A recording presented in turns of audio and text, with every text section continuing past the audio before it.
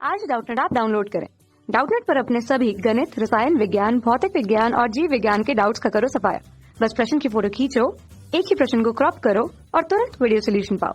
अभी डाउनलोड करें। प्रश्न दिया है आवेशित वस्तुओं के कुछ उदाहरण दीजिए। तो आइए हम लोग इस प्रश्न का यहाँ पे उत्तर देते हैं, लेकिन उससे पहले हम लोग यहाँ पे देखेंगे आखिर आवेशित वस्तु जो है होती क्या है। हम लोग किसी भी वस्तु को आवेशित कह सकते हैं कि नहीं, हमें यह जानना है। तो आवेशित वस्तु हम लोग सबसे पहले यहाँ पे देखेंगे। आवेशित वस्तु वह होती है जब उस पर कोई आवेश हो। आवेश हमारे पास दो तरह से हो सकते हैं, या तो धन आवेशित या फिर ऋण आवेशित। ठीक है, तो आवेश होगा अगर किसी वस्तु पे तो उसे हम लोग विद्युतमय या फिर आवेशित कहते हैं। और जब कोई वस्तु में कोई भी आवेश नहीं होता उसे आवेश रहित या फिर अनावेशित कहते हैं।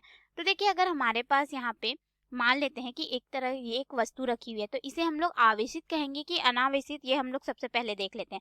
तो देखिए, कोई भी वस्तु होती है वह शुरू में अनावेशित होती है। क्यों? क्योंकि इसमें जितने धन आवेश होते हैं उतनी ही मात्रा में ऋण आवेशित होते हैं, तो एक दूसरे के प्रभाव को ये खत्म कर देते हैं। ठीक है, तो ये एक सामान्य सी वस्तु होती है। लेकिन इस वस्तु को अगर हम लोग इसके विपरीत वस्तु यानी कि किसी ऐसे वस्तु से रगड़ दे जिसमें से क्या होगा, या तो इलेक्ट्रॉन जो है निकल जाएगा या फिर इसमें इलेक्ट्रॉन आ जाएगा, उसके आधार पे इसमें यहाँ पे आवेश बनेगा। जैसे कि इलेक्ट्रॉन अगर यहाँ से निकल गया तो इलेक्ट्रॉन के निकलने की वजह से यह वस्तु क्या हो जाएगी, धन आवेशित हो जाएगी। ठीक है, और अगर हम लोग इसमें इलेक्ट्रॉन दे देंगे तो इलेक्ट्रॉन में ऋण आवेश होता है, तो इलेक्ट्रॉन जब हम लोग इसको देंगे तो यह कैसी हो जाएगी, ऋण आवेशित हो जाएगी। तो यह निर्भर करेगा कि इस पे इलेक्ट्रॉन जो है जोड़ा जा रहा है कि इलेक्ट्रॉन इससे निकल रहा है।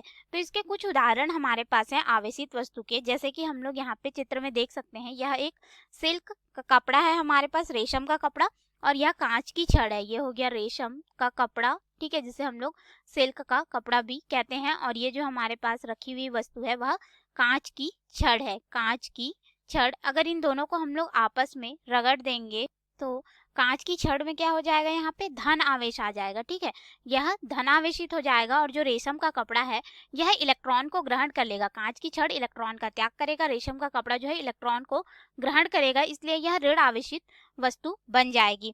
अब अगर हम लोग यहाँ पे चित्र में देखें तो यह बिल्ली का समूर है, यानी कि बिल्ली की खाल है। ठीक है, तो बिल्ली का जो खाल या फिर जो समूर होता है, इसको अगर हम लोग देखें तो यह किस में आता है, बिल्ली का समूर या फिर बिल्ली की जो खाल होती है यह धन आवेशित वस्तु में आती है। क्यों?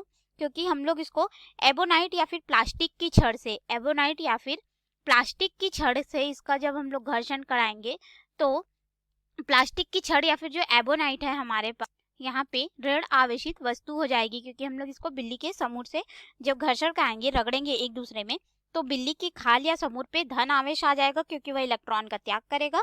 और एबोनाइट या प्लास्टिक की छड़ में यहाँ पे अगर हम लोग देखें तो ऋण आवेश आ जाएगा क्योंकि यह इलेक्ट्रॉन को ग्रहण करेगा। तो हमने यहाँ पे देखा कुछ उदाहरण आवेशित वस्तु के, जैसे कि कांच की छड़, रेशम का कपड़ा, बिल्ली का समूर, प्लास्टिक की छड़ या फिर एबोनाइट की छड़, या फिर रबड़ के जूते। रबड़ के जूते में भी ऋण आवेश आता है। तो ये रहे हमारे प्रश्न के उत्तर।